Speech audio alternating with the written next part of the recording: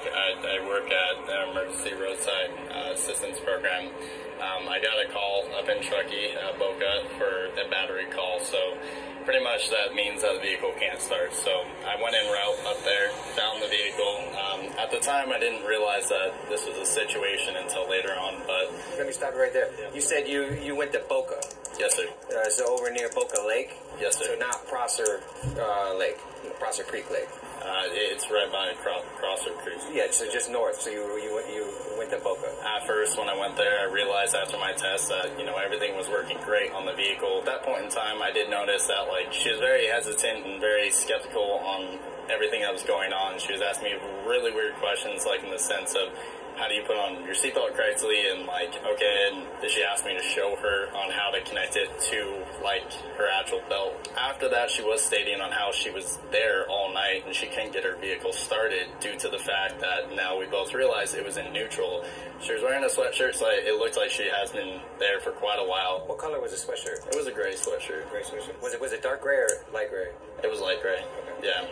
Also, there was a guy there that was with her at time being. He was wearing a black San Francisco flat top ball cap facing forwards, brown hair that was sticking out just a little bit on the sides. It was kind of like they were both kind of at unease is what it looked like for me, as if either they had a crazy night or a crazy day, or there's something going on I couldn't know, and at the time I didn't realize what was going on. But other than that, he was a thinner built guy is the best way I could put it, with a bro tank, and it was a white bro tank.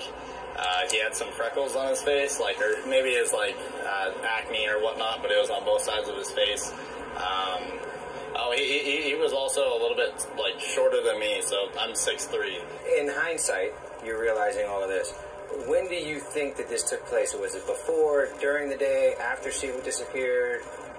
To be honest with you, it's either right after she disappeared or right before she disappeared. But it was around noonish, 11 o'clock in the morning when I got out to her. And during that period of time, after the period, I told her that I was going to leave, and I hope you have a great day. Vehicle, I told her to keep it running for a couple of... Hi guys, today I'm sharing True Connect, a cellular service. They are on a mission to connect the underconnected. Hours to obviously make sure everything's working good on the vehicle, charging system wise. At that point in time, then I left, and then a week later is when I saw at a coffee shop that she was gone. You saw this on a flyer or something? Yeah, but then everything spiraled out of control, and I got in contact with the detective and tried to do everything I could, and then I saw you guys. And now we know we probably have a tie to Boca, which was already on my radar. Do you know who placed the call to your roadside company? So I can't get details. Calls don't go through me. They go through dispatch. So you don't have... So when you were digitally dispatched, did you call them to say you were coming, or you just showed up? I did call, and nothing went through. It went straight to voicemail. Yeah. Do you know if she had a phone on her at the time? She did state that her phone was dead. Her phone and so she used whatever guy, whoever this was, she used his phone. So that's how she did get in contact. And what was... You mentioned, she was asking funny questions and acting weird. Granted, I at the time I didn't realize again that. Yeah. I mean, I've been in the towing industry my whole life, so you see a lot of crazy stuff, a lot of weird stuff, and it's actually pretty normal. Yeah. So I can see why at the time it's just a normal call. She kept on going over that, how do you secure your seatbelt firmly and do it correctly, and that's when she was asking this. Was the guy that she was with right there too? He was on the opposite side of the car. So he could hear the conversation as well? Every single time the guy would come over to us, she would go on to the other side, and it was just a back and forth, a tag team. Better to say, one person would come over, she wouldn't stay near him, and then it would go vice versa.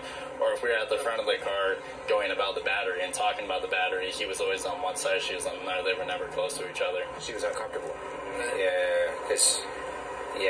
That screams awkwardness and someone being uncomfortable, and when in that scenario, if he was there with her, he should have been right next to her, if not dealing with you the entire time, and not her. Did she seem high or intoxicated, or? I thought that maybe she was either hungover or just had a really rough day. She looked distressed. Can you show me on the map where you saw her? Absolutely. All right, so we're here in Reno. Let's go down to Truckee. There's Prosser, there's Boca. Just drop a pin on the road exactly where you saw her. Well, we're at the right place, right?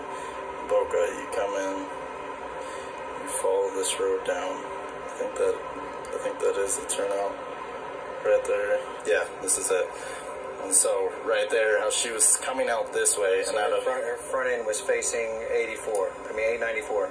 yeah.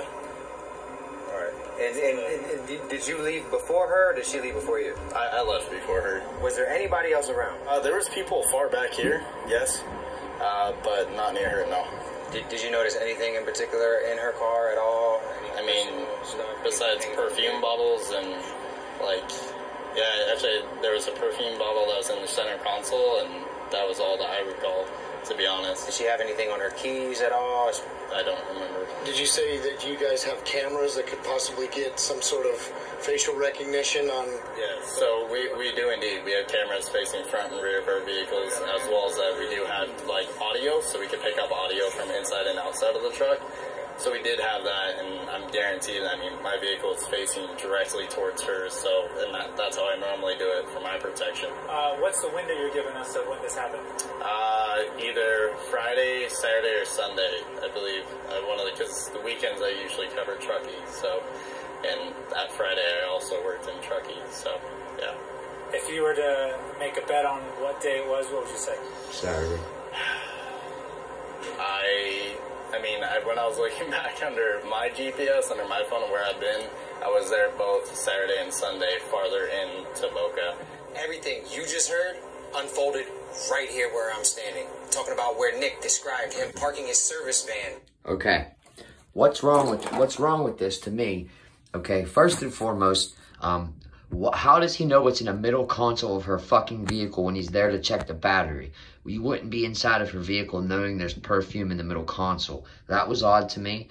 He cannot recall what day he was out there is odd to me. And it's odd to me that supposedly the detectives and police have had this information for 2 weeks and still have the story out to us that it went the way it did. Wouldn't you retract that and like maybe ask the people that were at Boca to come forward and see what they saw? No, we're going to stick to the narrative and ask these 300 people to party on car. This doesn't make sense, guys. This doesn't make sense. But again, I just wanted to show you this guy's account from off of Adventures with Purpose's thing. So enjoy, and I want to hear your opinion on what's going on below. What do you think of this Nick character, and how does he know what is inside of this woman's car? That's another thing I'd like to know.